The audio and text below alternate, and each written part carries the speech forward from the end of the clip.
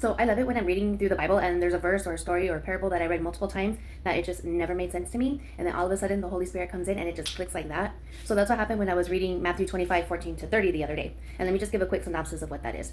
So basically Jesus is telling this parable about a master who had 3 servants. The master's going out of town, so he gives the first servant like 10 talents, which is like just a unit of money. So he gave basically a lot of money to the first servant.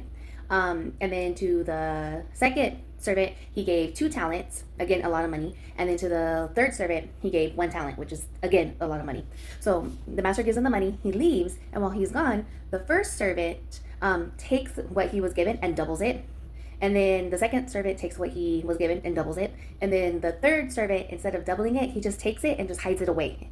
And whenever and then the master comes home and he tells the first 2 servants, like, hey, good job for doubling the money. The third servant, he rebukes him and gets mad at him for hiding the money away and for keeping it safe. And I always thought that was weird because I'm like, well, the servant kept the money safe. He didn't steal it. He didn't do anything bad with it. So why is the master mad at him? And then it just finally clicked. So let me break down each verse. So in verse 14-15, each servant is given a different amount.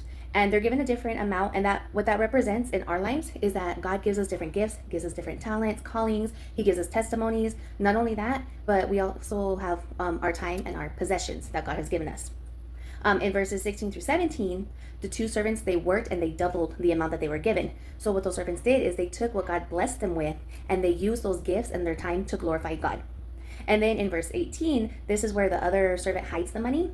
Instead of using what God gave him, he just did nothing with it. God blessed him with something. It's like when God blesses us and we don't do anything in return for him.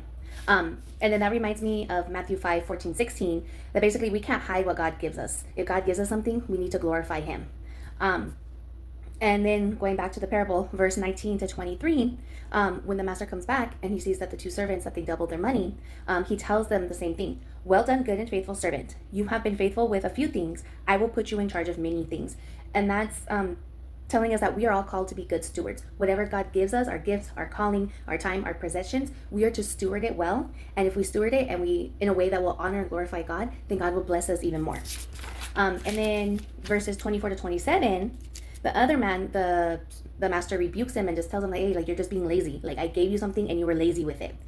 And in 28-30, the master takes what he gave to the third servant and gives it to the first servant.